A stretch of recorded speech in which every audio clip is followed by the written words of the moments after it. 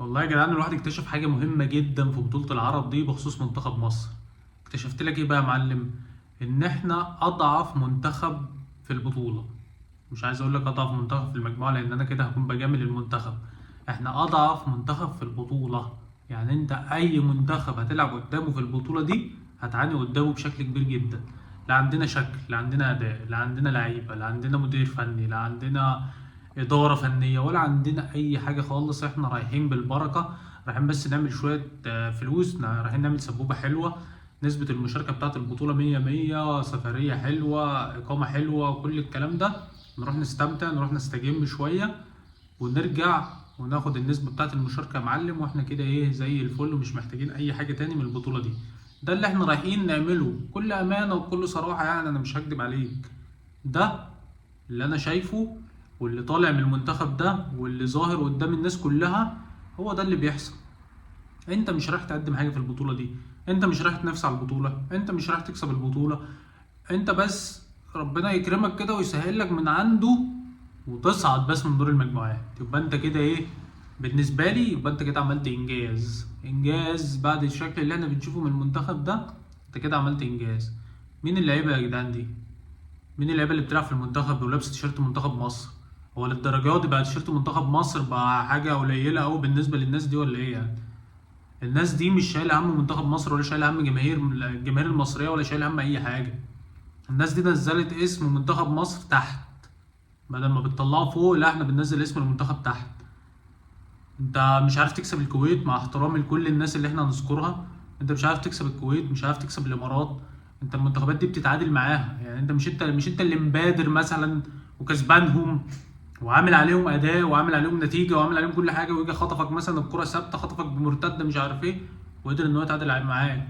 لا ده بالعكس، انت اللي بتتعادل معاه، انت اللي بترجع في المباراه. انت متخيل؟ انت فرحت امبارح عشان رجعت وتعادلت، وفرحت عشان عملت ريمونتادا على منتخب الامارات و... وسجلت قدامه هدف المكسب اللي اتحسب اوفسايد. انت متخيل احنا وصلنا لايه؟ انت متخيل انت اصلا مين اللي بيلعب في منتخب مصر؟ منتخب مصر، متخيل مين اللي لابس التيشيرت ومين اللي بيلعب؟ انت بتطلع مصطفى سعد ميسي ده عشان تنزل ميدو جابر من على الدكه. ميدو جابر، انا ما اعرفش اخر مره شفت ميدو جابر ده بيلعب كوره امتى اصلا. تقريبا من وقت ما مشي من الاهلي، انا ما اعرفش ميدو جابر ده بيلعب فين، ولا عارف بيقدم ايه في الدوري المصري عشان يروح ويلبس تيشيرت منتخب مصر ويلعب مع المنتخب المصري. مين يا جدعان؟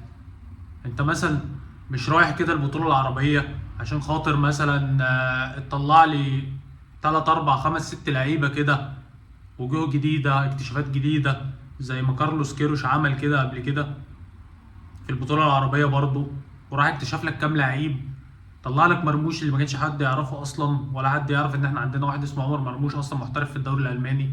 الراجل ظهرهولك وقال لك الراجل ده مصري وبيلعب عادي في الدوري الالماني. جاب لك واحد زي احمد رفعت الله يرحمه.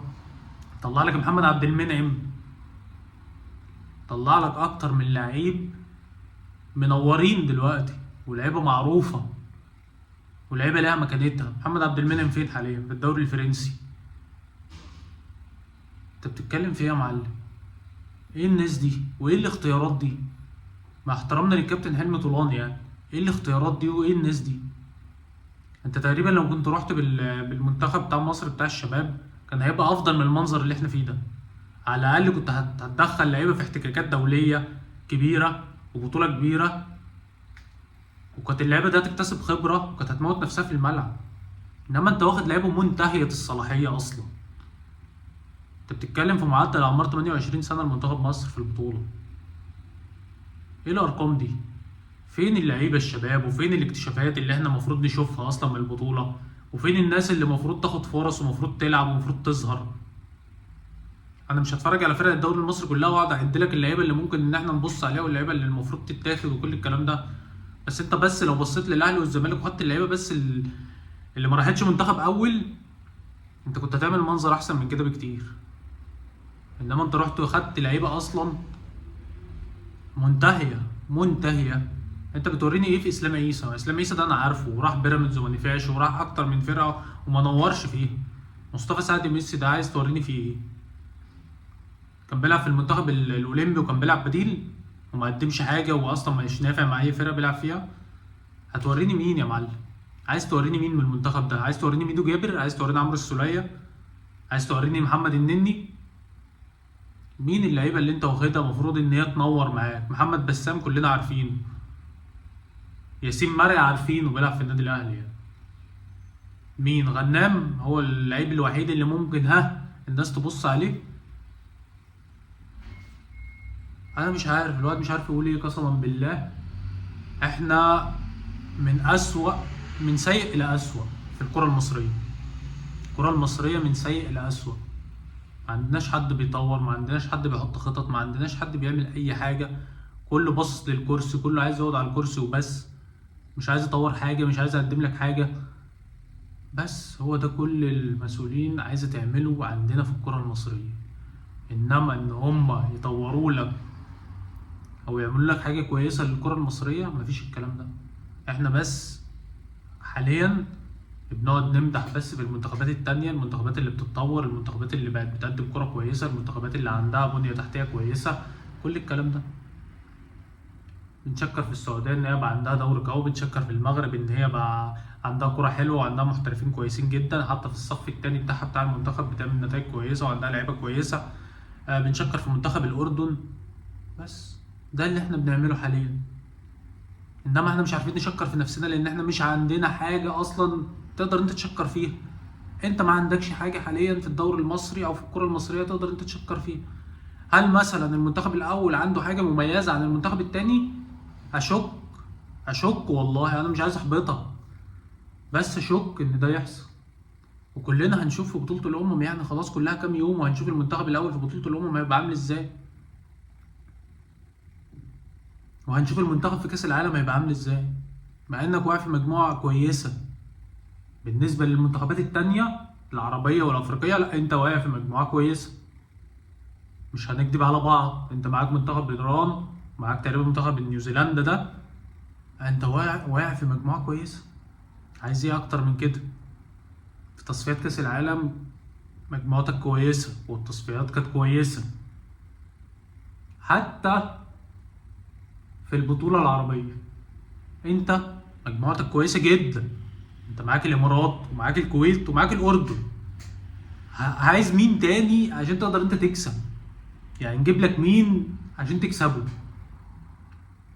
بس انت باللعيبه اللي انت واخدها دي انت مش هتقدر تكسب حد ومش هتقدر تقدم حاجه. عمرو السولية طلع، يعني شفنا السولية في المباراه اللي فاتت بتاعت الكويت زعلان عشان عايز ينفذ ضربه الجزاء التانية مع انه ضيع الاولى بشكل وحش جدا. خلاص انت مش موفق، مستواك مش كويس اصلا في الملعب. معرفش كابتن حلمي طولان فضل سايبك في مباراه الكويت دي ليه اصلا في الملعب، وطلعت زعلان وطلعت متعصب ومعرفش. يا سولية اهدى. في مباراة الامارات نفس الكلام، في التبديل السولية طلع زعلان. طب انت بتقدم ايه في الملعب يا سولية اصلا عشان المفروض تفضل في الملعب؟ ولا اي حاجة. ودي بقى مشكلة المدير الفني، حتى ان هو مش واخد بدايل يقدر ان هو يعتمد عليها. هو لعب بنفس تشكيل الكويت على اساس ان اصلا تشكيلة الكويت دي عملت حاجة كويسة في الملعب، وهي اصلا ما قدمتش اي حاجة. يعني تشكيلة المباراة بتاعت الكويت ما قدمتش اي حاجة تذكر. انت لعبت بيها تاني ليه؟ عشان انت مش عندك بدايل، مش عندك اختيارات كويسه انت اصلا واخدها معاك. هتلبس معاك الاردن، احنا كده كده هنروح الماتش الجاي. انت مش هتقدر تكسب الاردن ولا تقدر تقدم حاجه قدام منتخب الاردن، لان منتخب الاردن منتخب قوي واقوى من الامارات واقوى من الكويت بكتير. وانت ما قدرتش تكسب ولا الكويت ولا الامارات، هتكسب الاردن. فانت كده كده احنا مروحين المباراه الجايه يا معلم. هي كانت نزهه سعيده، اتبسطنا اتفسحنا، رحنا قعدنا في الدوحه وكل الكلام ده وبس. واشوفكم على خير، والسلام عليكم.